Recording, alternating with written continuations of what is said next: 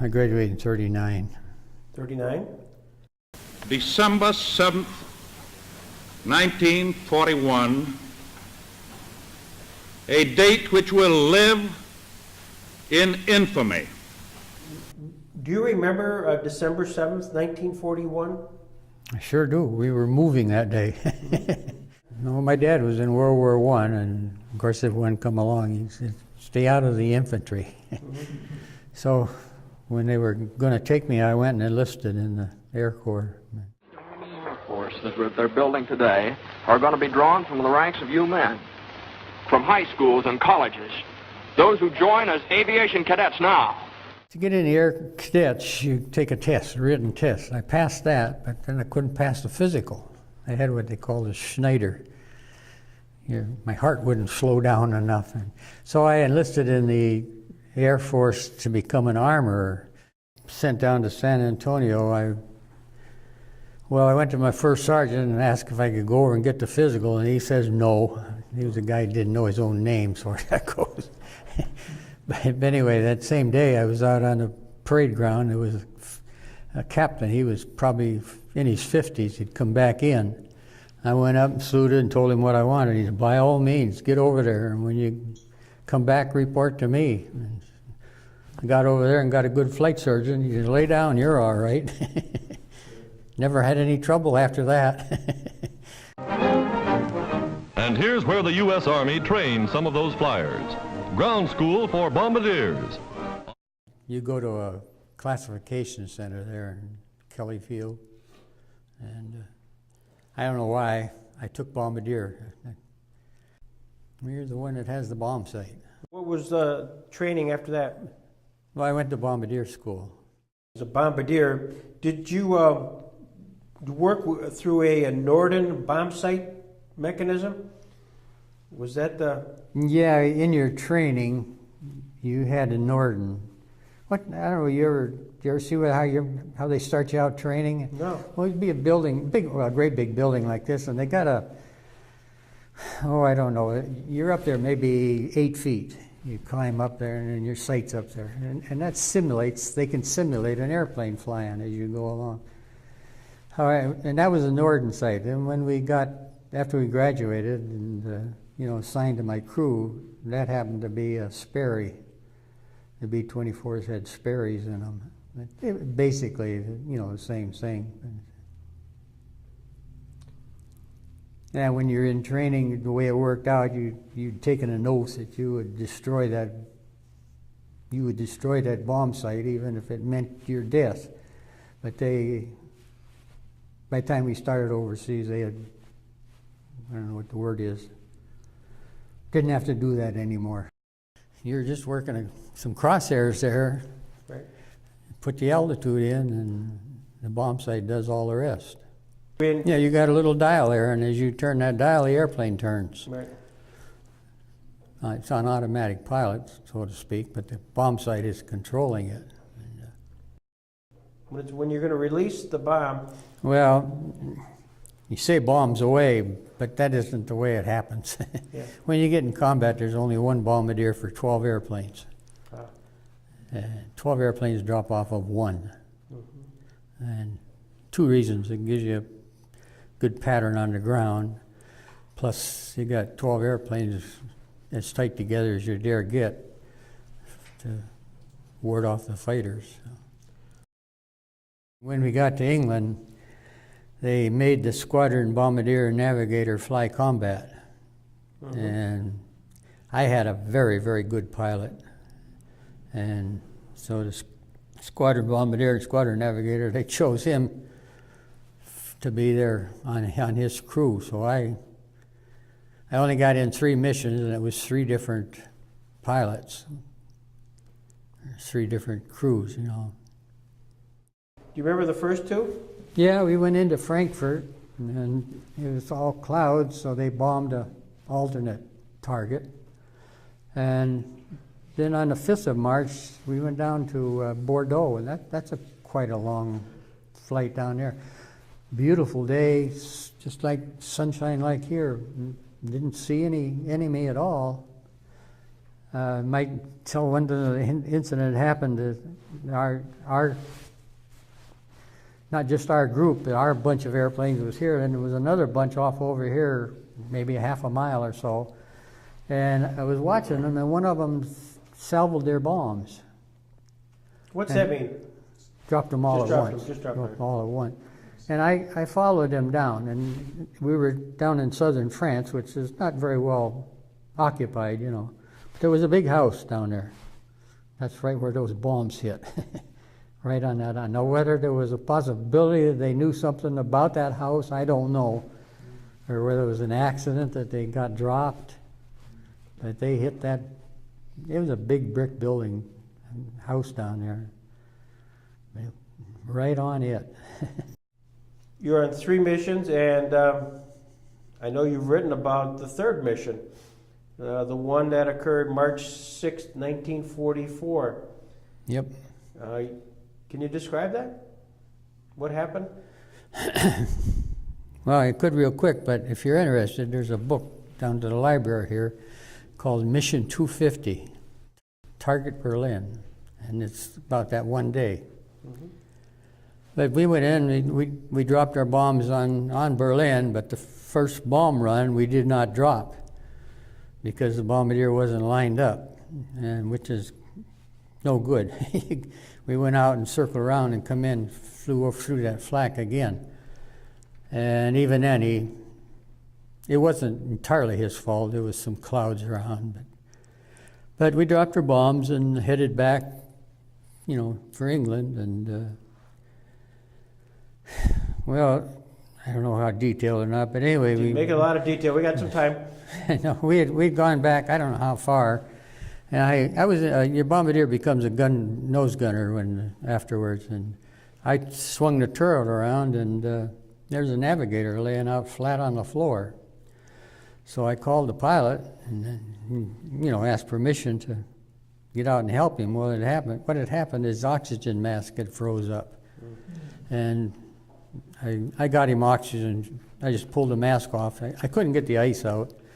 And he was breathing through the tube. And he was back, you know, to normal. And I got back in the turret. Well, while I was out taking care of him. So just to complete the story, so their navigator, you actually corrected that problem and... Yeah, I just put the oxygen tube to his mouth, and, you know, he was getting oxygen and was all right. Well, while that was happening, come over the intercom, fighters at 1 o'clock, and here I am helping him. Mm-hmm. So I looked out the window, and sure enough, there was some 190s come in. They did hit our airplane. I didn't know it at the time. The B-24's got two rudders, and they put a big hole in one of them. But other than that, everybody was all right. And I got back in the turret, and I hadn't got back in there more than 5 minutes, and 3 of the 4 motors quit running. Mm-hmm. And the B-24 don't do too good on one engine. And, I don't want to go into detail on it. The bombardier and navigator are supposed to go out the nose wheel doors. There's a red handle you pull. But he didn't want me to do that, and I didn't have any earphones on, so I went back to the Bombay. And the top turret gunner was back there. He had his parachute on and everything, but he was scared to death. And I tried my best to get him out of there, and I couldn't. And just then the co-pilot come back yelling, "Let's get out of here."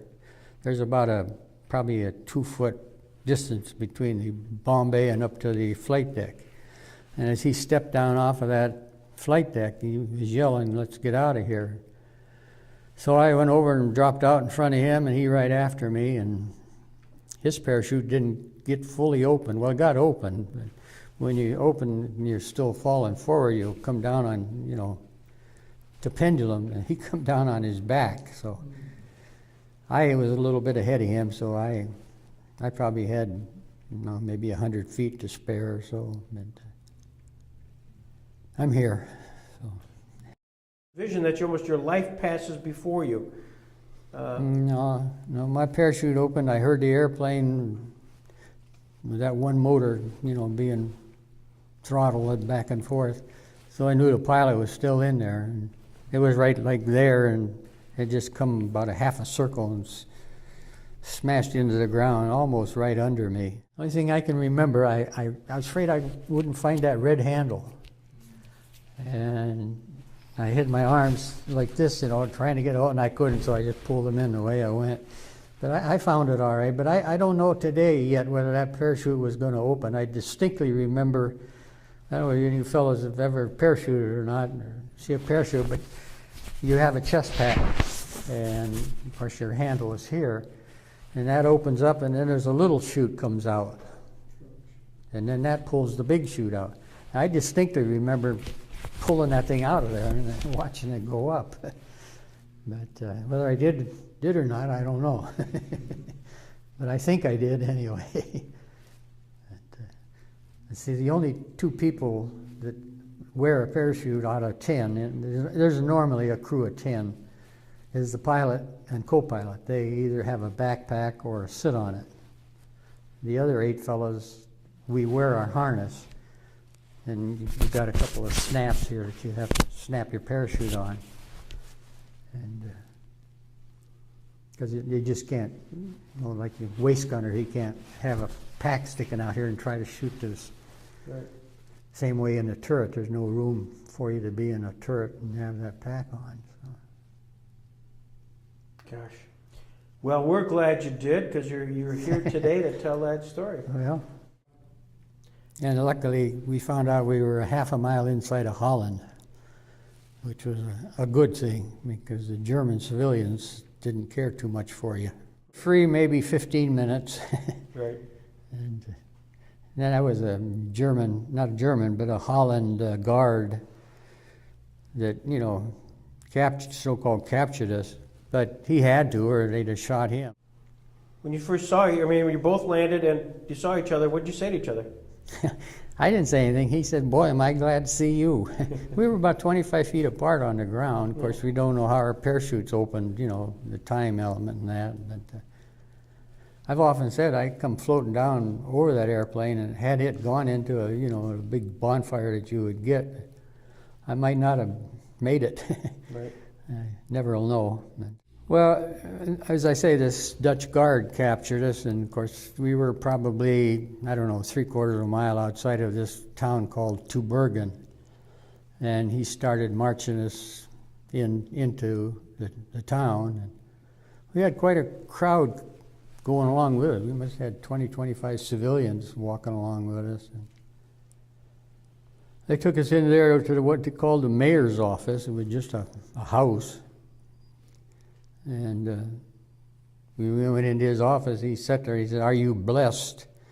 And we didn't know what he meant. He kept going, "Are you blessed?" Well, he wanted to know if we were injured.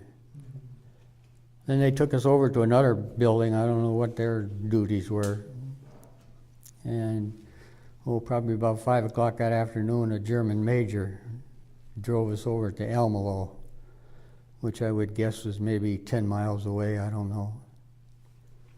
I don't know if it's in that story there, but as we were, Almelo, there's a big air base there. And as we're driving along, we were right parallel of one of the runways. Here was a B-17 coming into land. Apparently the Germans had one fixed up that it would fly. Really? And they put us in a building there, I don't know, maybe 20 by 20 or something. There was a whole bunch of us in there, hardly enough room to lay down, blacker than black. They kept us there for 3-4 days, then they took us down to Amsterdam to the city jail and kept us there for, I think, about a week. Put us on a train down to Frankfurt, and outside of Frankfurt, I don't know how we got out there, a streetcar or something. That's their main interrogation center. And we were interrogated, and they knew more than I did. How did they interrogate you? Was it a pretty straightforward, or were they? Oh yeah, but I say he laid the papers out there, and well, my pilot's name was Tooman, my regular pilot that I trained with right along, and they had Tooman, Woodford, Swift, Levy, the whole 10 of us. They didn't have any of those other guys there. So they try to scare you, I guess. They call you a spy.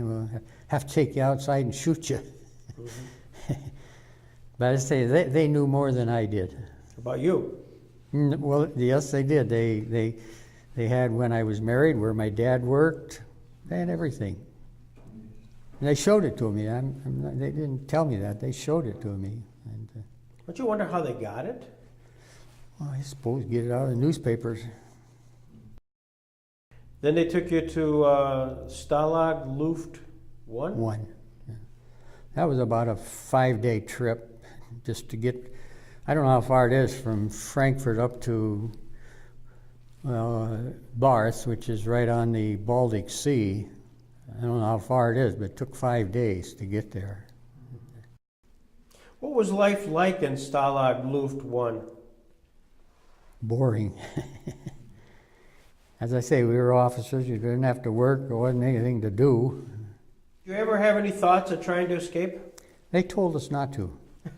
I mean, not they. I mean, American officers. Okay. We had we had colonels. I don't think we had any generals, but we had a lot of colonels. And if you look on a map, Barth is clear up on the Baltic Sea. So where are you going to go? Mm-hmm. You got all of Germany, France. A darn awful long ways to get down to the, what is it, Swiss Alps that are down there? Right. They told us, don't even try to escape. They tried to dig tunnels and that, but nobody ever escaped. Fellow in my room, he decided he was gonna, and he made a German uniform. See, the English uniform was pretty much the same color as the Germans, and he got stuff together, and he had a little mustache. His name was Beulah, and we had a roll call at about midnight one night. And what would happen, they'd have maybe 15, 20 Germans come in, and they'd do the counting. When they dismissed us, he fell in with the Germans. And he went out through one set of gates and then another gate, and whoever's in charge of this group of Germans yelled dismissed, or whatever the word would be. He didn't know where to go. So he didn't get very far. And he was in the cooler for a couple of weeks, and that was it. Morning of May 1st, 1945, something happened in the camp. We got up and the Germans were gone. Nobody was there. They were scared to death of the Russians. The only Russians we saw was, I suppose he might have been a general or something like that.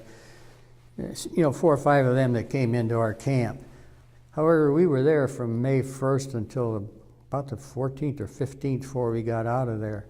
And they had what we would refer to as a USO group. And they come in and put a program on. And you see how the Russians would get down and, like that. Yeah, the dance. That was good. There was an airfield, it was, 2-3 miles from prison camp.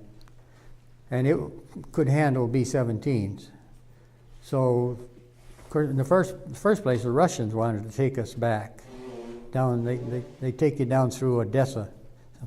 But as I say, we had colonels and higher up officers that, anyway, they won out. The Russians gave in and let us be taken out by these B-17s. And this, one day, B-17 would land, come up, fill them up, out it'd go, another one right after it. Oh. And that's how we got out of there. Where'd you go from there?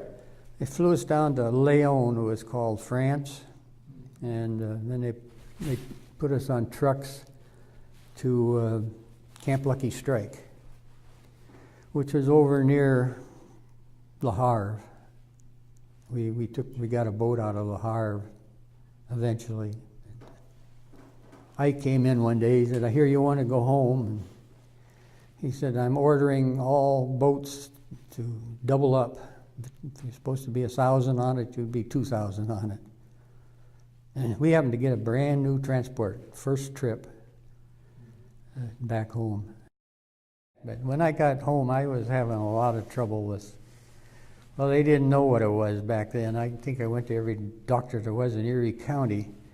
I can be like sitting here talking to you and it feel like my heart was up down and the blood was just running down. I thought I was going to die. And they hadn't diagnosed anything like that, but they were panic attacks is what it turned out it was when, you know, later on when you found out. You brought today and a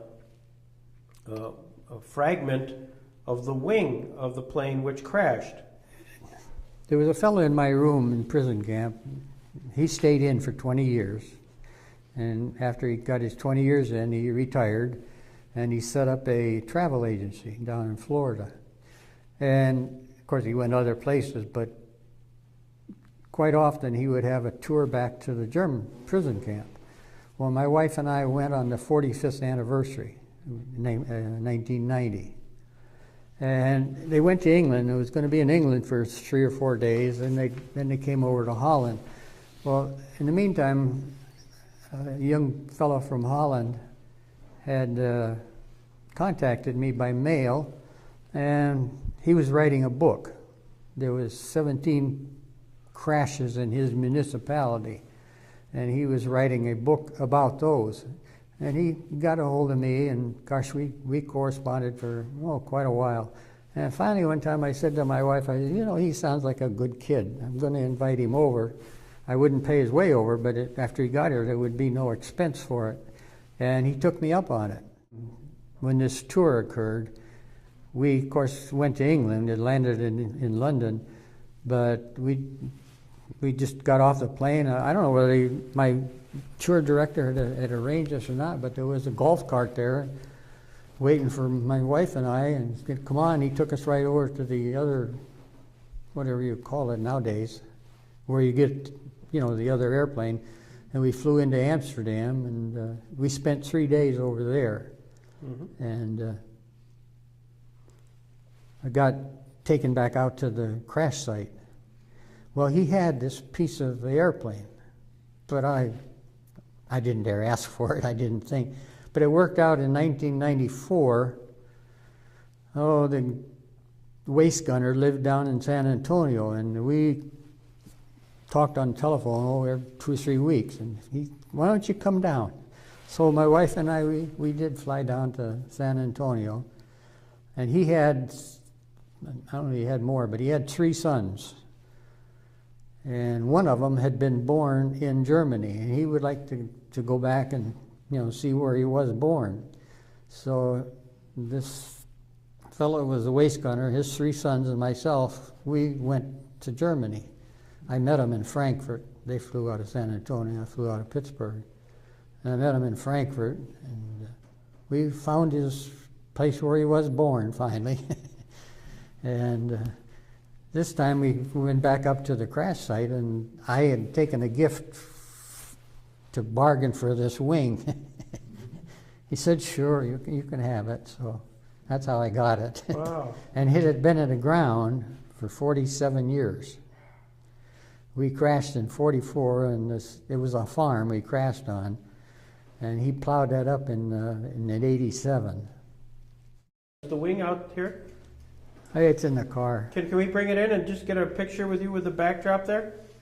Yeah.